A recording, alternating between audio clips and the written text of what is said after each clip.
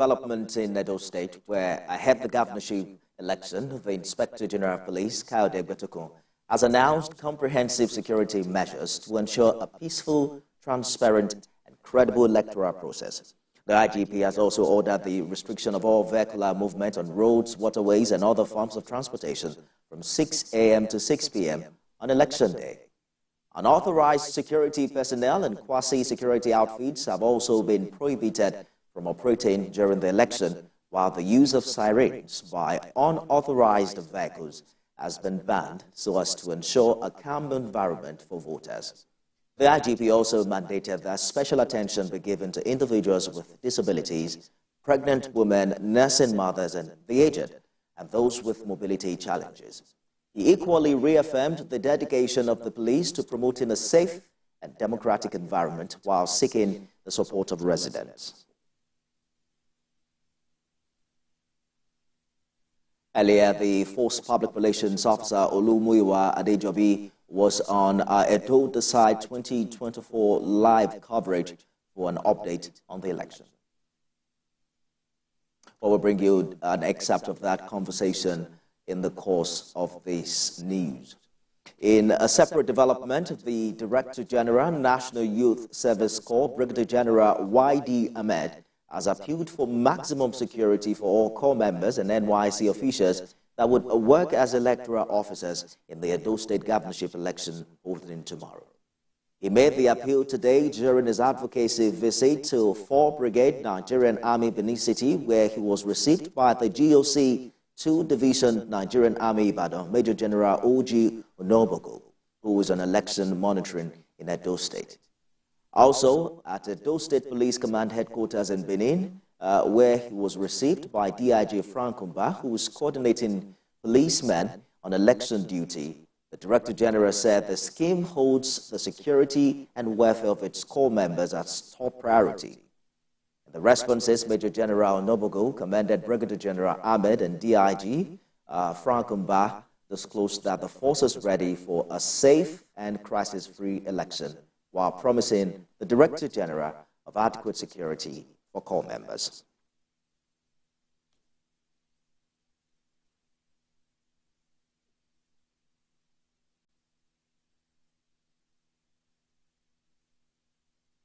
The Civil Society Situation Room has called on security agencies to refrain from intimidation and excessive use of force while on election duty in Edo State.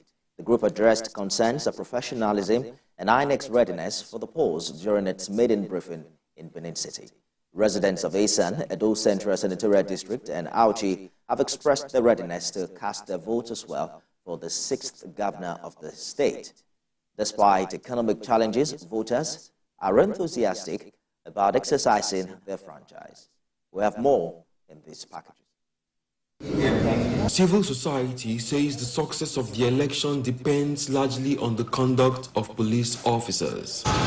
This is because they are the lead agency in providing security as registered voters in Edo State go to the polls.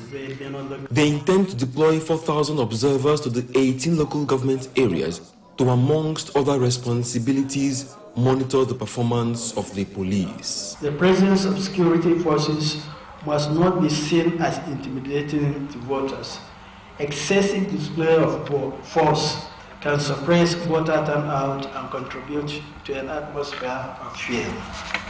Consistency in deployment.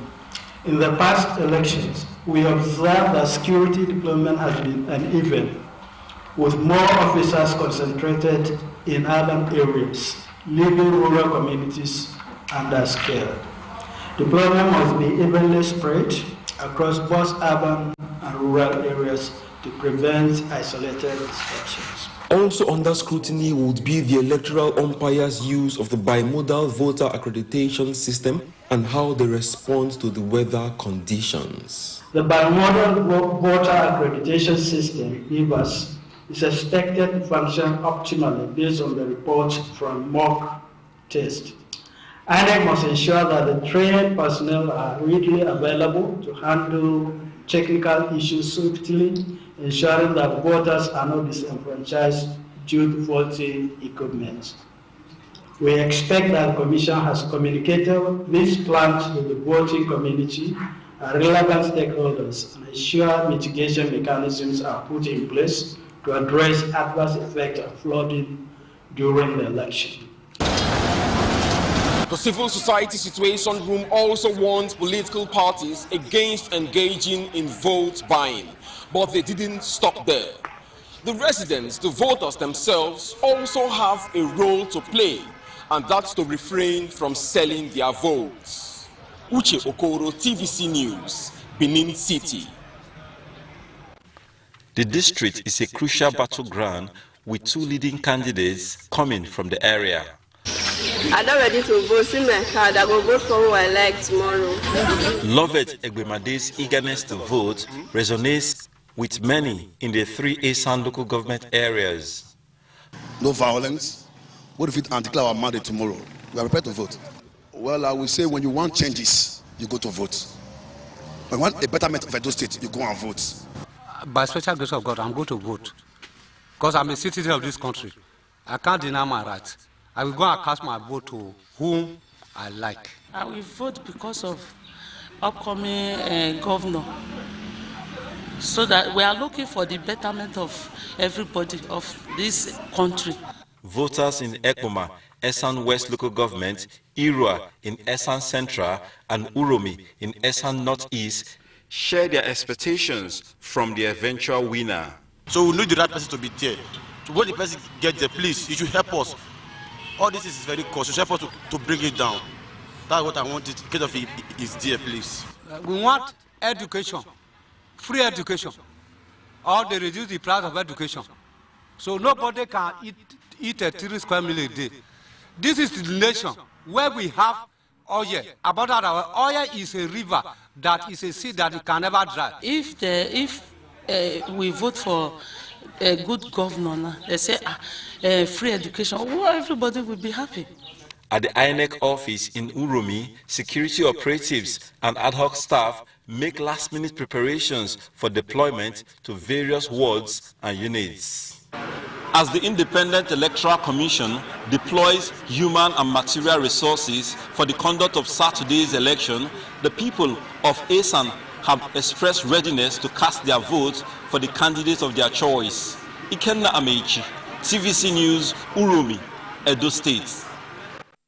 Since the Independent National Electoral Commission declared campaigns open for the off-cycle elections some months ago, the stakes have been high, not just in urban centers, but in rural communities. With a voting population of more than 500,000, Edo North Senatorial District is considered a swing region with the potential to influence the outcome of the governorship election on Saturday.